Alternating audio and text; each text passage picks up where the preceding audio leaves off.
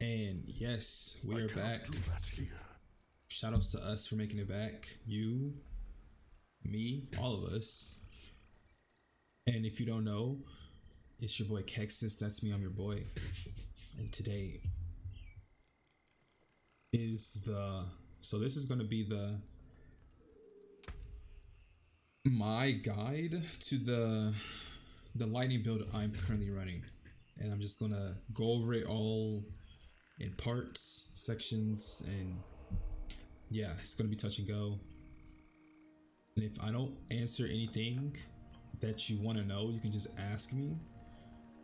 And yeah, let's get started. So let's start with the tree, I guess. Skill tree. This is what I'm running. Storm Strike, enhanced Storm Strike. You don't need that or this because you have the exposed glyph. Hopefully I would get this as soon as possible, even if you can't put it I have mine here. Yeah, even if you can't put it in this spot, I would just get it as soon as possible, just so you can have it. And if you don't know, when an enemy is damaged by you, they become vulnerable for 3 seconds regardless, so that literally makes that useless to even pick up. So you just save a point there from the Paragon board.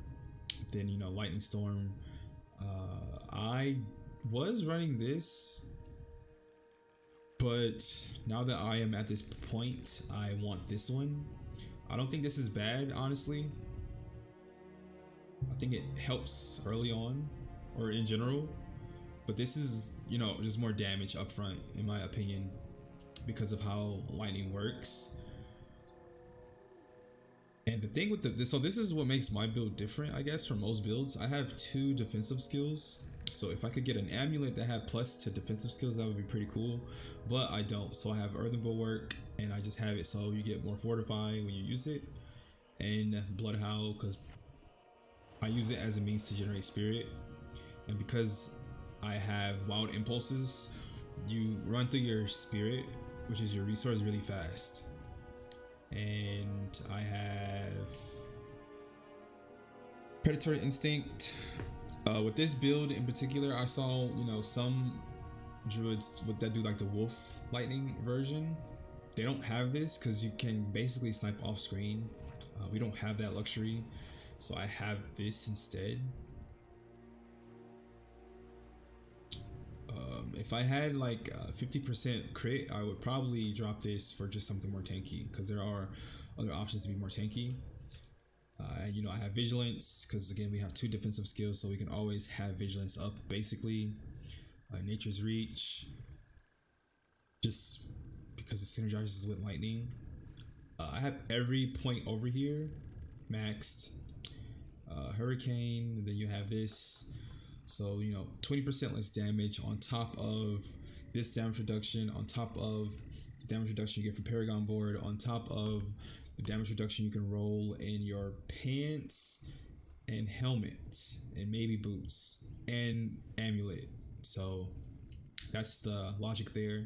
Get as much damage reduction as you can. I think it is a very high priority stat. I have these over here: Defiance, Circle of Life, Natural Disaster. I don't have Resonance. I don't care really. I mean, that's a 2% increase, but I'm not weaving. The only thing I could weave is a Bulwark into the Cataclysm, and that would just, even at max, that would just be a 6% increase. I just don't think it's worth it, so I stopped here. I have Cataclysm. I don't have anything over here, and then I have Perfect Storm. Now, if this is my build for my tree, if you don't want to copy this 1-to-1, you want to get like, instead of Blood Howl, you get Poison Creeper or whatever, you change it up, that's fine. As far as extra points go, I would put more points in Heightened Senses, because you are casting Blood Howl often, and I think the damage reduction from here is solid. So maybe in a different I probably could take points out of charged atmosphere. It's not really all that, but it is an extra lightning bolt, and I do value that. But you know, I would definitely get heightened senses. So that's the skill tree. I'll try to do timestamps to benefit everyone. And this is my Paragon board. I don't know if this is optimal. This is just what I am running. So as you can see, I have Spirit Glyph in the first one. Gives you 71% extra increased critical damage with core skill.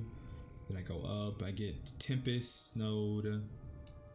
This is part of the Thunderstruck node, legendary node. I have Deluge. I have the vulnerable damage, exploit glyph.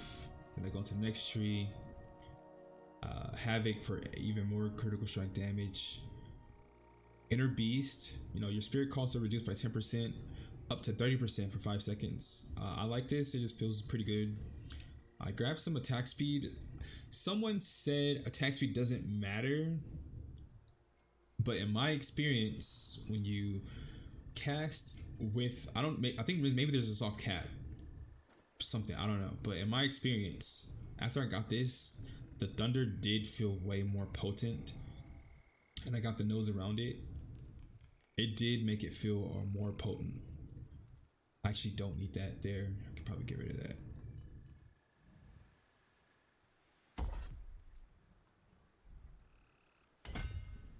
All right, so I got that, and then I have this is the only thing I could really use here, because I flipped the board kind of weird. I don't know if that would have mattered, but I flipped the board here, and then I have these, which is basically just more damage in human form, but it gives 10% damage reduction because of the willpower that's around here. And then I'm gonna go up, and I don't know what I'm gonna do. I'm just gonna reevaluate from there. So that's my Paragon board skill tree. Let's go over aspects, and then I'll go over roles. So aspects, the only important ones, in my honest opinion, you only need 3. This is a very high priority one. The Lightning Storm, Critical Strike, Spawns, Dancing Bolts. You get a lot of damage out of this because the bolts do seem to bounce and trigger impulse, the impulse aspect. So this is really important. This is really important. Up to 12% chance when dealing lightning damage to overload the target for 3 seconds, causing any direct damage to pulse.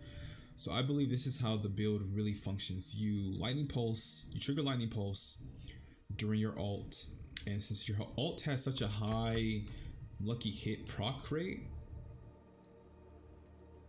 is 85% lucky hit proc chance, you are proccing like Bad Omen and Endless Shock like back to back on top of the pulse. I do believe that's my understanding of it, as well as, and I think so Bad Omen is like basically another Thunderbolt, so you can proc like even another Thunderbolt, and which can also proc that aspect. Proc this. That's what that's what it looks like what's happening, because sometimes you'll see huge bursts of Thunderbolts come down, and I'm pretty sure they're just proccing the pulse. I don't know if the pulse procs twice. Like, I don't know if you can have multiple pulses on a target, but from what I'm understanding, is basically Bad Omen and this proccing all at once. And this one is not as, so those are really, you only really need 2. Those are really the only 2 you need. This is kind of a luxury to have, because you know, you crit all the time. So this basically is all the time, just extra damage. And again, it's just another lightning bolt to chance to proc your other stuff. This is really good, really important. This barrier absorbing aspect. At first I was kind of like whatever, but it does go a long way, especially if you can get a really high rolled one. Like if this was rolled max 9,000 is a lot. It's basically a one shot. So this would basically save you from getting one shot every 30 seconds. I think that has a lot of value. Everything else is kind of flex in my opinion. I'm not gonna lie. So I thought this was good. This deal increased damage while barrier. Honestly, I'm gonna go to my chest now. The aspect where you deal more damage while standing still, I think is better. You just get more damage, in my honest opinion, out of it. So if you can get that aspect, let me show you what it looks like. Cause I do have it. I just don't have another pair of gloves to put it on. These are all my aspects. This is also a good alternative. Increases critical strike chance with Bloody Howl. You do spam Blood Howl often. So I would say in priority, standing still, Blood Howl, and then doing extra damage with barrier. Because I think a high rolled Blood Howl, you basically get 10% extra crit chance for 3 seconds, but you are, like I said, doing it non-stop. I don't know if it kind of updates before Cataclysm, but you do Blood Howl, then you do have to start recasting Thunder, so it would help there. But I think standing still, oh, it's right here.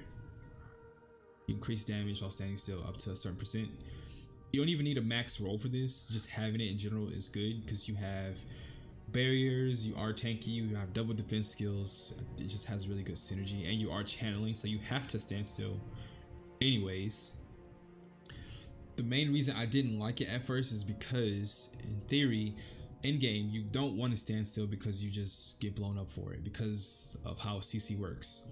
But you know, it is practical to have, in my honest opinion. So that's for I would put that on gloves if you can. The magical bubble aspect is kind of nice. It does give you decent breathing room when you need it, but in reality, you often end up proccing it when you don't need it. Also, it's just kind of like either it's useful or it's not. I wish the cooldown scaled with your cooldown. 90 seconds is kind of long. You basically only proc it like 3 times, maybe, or 4 times during a normal dungeon, or even a nightmare dungeon. And during a boss fight, you probably wouldn't proc it that much either. This is good. You gain increased armor for 4 seconds when you do any form of damage. This just makes you tankier.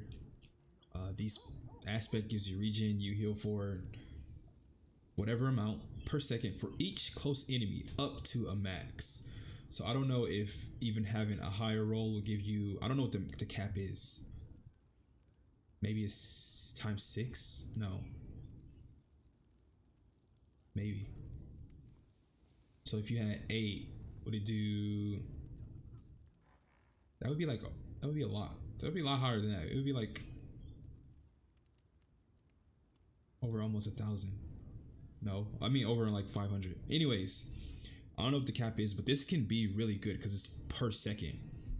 So assuming this is just a bad roll, I think I do have another pair of the aspect. It's defense, right? This is a higher roll one, and this is only 236. 236, 131. Yeah, so and that's per second. So I think that aspect does have really immense value. And I haven't found one for my boots because I was using the unique frozen ice boots for most of I was using these. These actually aren't bad to use. I just wanted something different. But I can still get like an immense value out of those boots, honestly. These have dodge chance and 21 all stat, and I was just like, sure, whatever, because I needed the dex. But if I had to put an aspect, I would want to put the one where you CC someone and you get some of your resource back. I just have not seen it, and I don't want to imprint one, a basic one. So yeah, that's aspects. So I went over all of them, right? Yeah. Now let's go into gear and what priority stats, in my opinion, to look for to scale the build up. start with two-hand. If it's not obvious, vulnerable damage. If you see any two-handed staff that does blank damage to crowd control enemies with a high vulnerable roll, make it priority. Next, I would leverage anything with crit damage. Let me see. So this one, as you can see, this one has 73. That's a max roll crit damage and a very high roll to vulnerable damage and willpower. But that's just really two stats I like. I go back to my old staves.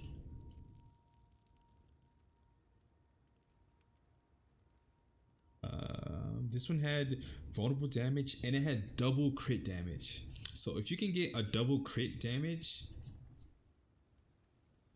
and you can't get vulnerable damage, that's also good. But ideally you'd want vulnerable damage and double crit. You can flex the fourth stat. I haven't really, maybe the fourth stat could be core skill damage, but yeah. And you would argue, you know, this staff isn't all that good, but again, it's a max crit roll for lightning damage and a high roll for vulnerable damage and willpower. So I was like, fine, I'll take it. So that's your two-handed. For rings, lucky, as far as prioritizing stats, I would say crit damage, crit strike chance. If you can get double crit damage, which I think I have. Yeah, I have crit. No, if you can get double crit anything. So if you can get crit chance and a crit damage, that's good. Vulnerable damage, that's amazing. For this ring, I have lucky hit chance and double crit and vulnerable. For this ring, I have lucky hit chance, double crit, and barrier generation. My old rings, I had double crit on this, lucky hit chance, vulnerable damage, lucky hit chance, crit chance. This is also double crit. Double crit. This had life too. This is double crit and life. That life on rings is not bad also. I didn't do anything with that ring. This ring is double crit and vulnerable damage. So yeah, if you can find double crit on a ring, really good. Vulnerable damage, really good, because you can just roll the other stat and just go with that. Gloves, if you can get a max roll on your lightning and crit chance, that's good. And crit strike damage, so you can also roll double roll. You probably can roll triple roll on the glove. So if you can get triple crit and your skill, amazing glove. I would say attack speed is not bad also. So if I would replace cooldown with attack speed, or if the attack speed was really maxed and I could just get double crit and my skill, that would be fine too. But again, double crit on your gloves or just a maxed plus to your skill and some type of crit is fine, and just go up from there. Pants, I have dodge chance. I have like 20% dodge chance on this character.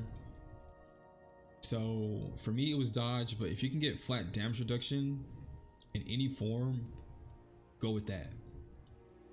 Same thing with chest, or you can get life. If you can get life, flat damage reduction, go with that. This is the only chest that I have. This is the only thing I have flat damage reduction, but yeah, if you can get flat damage, just go with that. It's really good. It synergizes with what we already have in our skill tree. Makes you feel really, really, really tanky, on top of having two defensive skills. Helm, I got main stat, cooldown reduction, and life. This is the best helmet I could find. I don't know what you would want for a helmet, but this worked out for me. But you do want dex in some of your gear, not all of it, but you do want it in some, because you need to breakpoint some of these. You need to breakpoint this one, some of the other ones, and yeah, that's why I have dodge in my armor.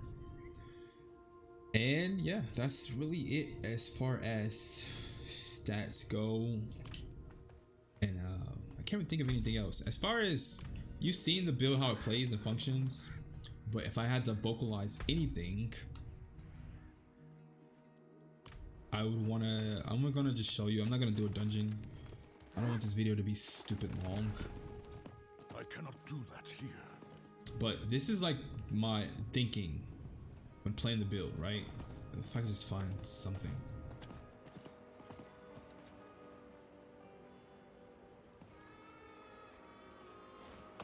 All right. So what I really want to do is, attack, buffer, attack, buffer, attacking, buffer, and cast Blood Howl whenever it's up. Oh, an event. That's kind of cool. So watch what I'm basically trying to do. This is not gonna be hard. I'm not gonna, but I'm just attacking, buffering, and using Blood Howl whenever it's up, and Hurricane whenever it's up. What the? And using your ultimate whenever it's up. If you want to save it for a strong enemy, you can. My dearest, but these woods alone. Just use your stuff when it's up. Be mindful of your resources. Don't panic spam this. Just use it when you think a big attack is gonna come.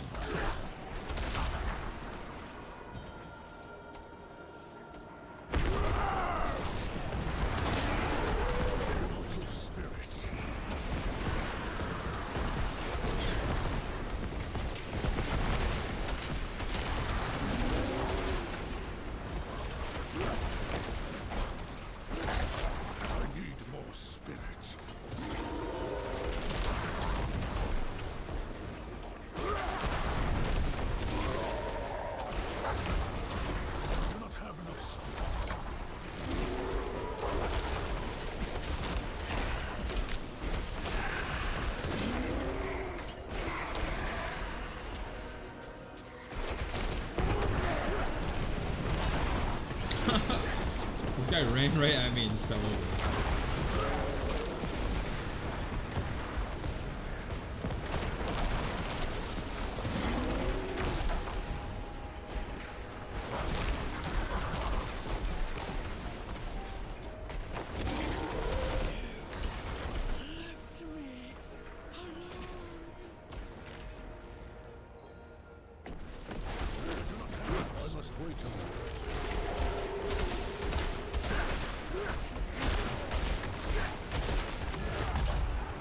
And that's basically how it goes. I do want to point this out really fast. Let me get my spear back up. Now, I don't know if it's because I have a certain amount of attack speed or what, but you can actually get faster lightning bolts if you just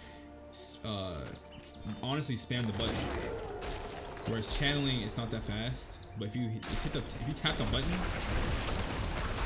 it comes out faster. I've tested it. It's like the tempo is it's just slightly faster. I don't know why, but I don't maybe your animation canceling it or something, but it does come up faster like that. So if you want to do that, you can. The problem is you drain through your spirit even more. So maybe if I had those boots or that imprint with when you CC, you get a resource, it can make it work. But yeah, that's just something to be mindful of. If you ever get like the thing where you get like limited resources, you can definitely try it there and you will see the difference. But again, I do have like 11% attack speed or something, and you can just see my raw stats. 32% crit chance, 269 critical strike damage, 110 critical strike damage with lightning. I'm not sure which one. I'm not gonna say if this. I'm not sure on the buckets of these two, but I do know, if you get them both on the same, if you can keep getting them both, obviously you do more damage on top of vulnerable. And yeah, I don't really have, that's 147 altogether. I don't really have any interesting stats. 5.6k max life, 20% dodge, like I said. 7% flat damage reduction. That's from my top, but there's obviously more when I have buffs and stuff on. And let me go to the boons. This is what I'm rocking. Strike damage, lucky hit, before storm, and overload. When you're leveling, if you watch the video all the way here and you're like, well, how do I go about leveling and all that stuff? If you're leveling, I would just copy everything I have. I would change this. Wait. Where is it? Oh, this. So you just have more crit strike chance in the beginning. But as far as leveling goes, the build is straightforward. It functions even without the aspects, so I wouldn't like. I cleared the game without having any of the best the aspects I was talking about. It is kind of slow, but it was really safe. I didn't have any problems, like I said, and yeah.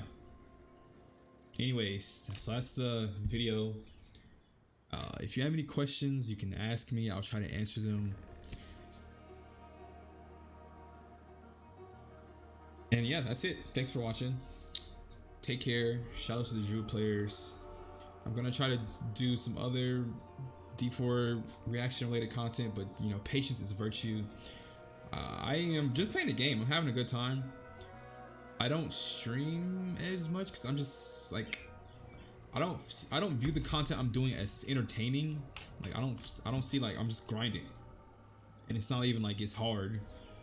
But if you want to see me stream the Druid gameplay, I might do it. Just be on the lookout for it. Anyways, take care.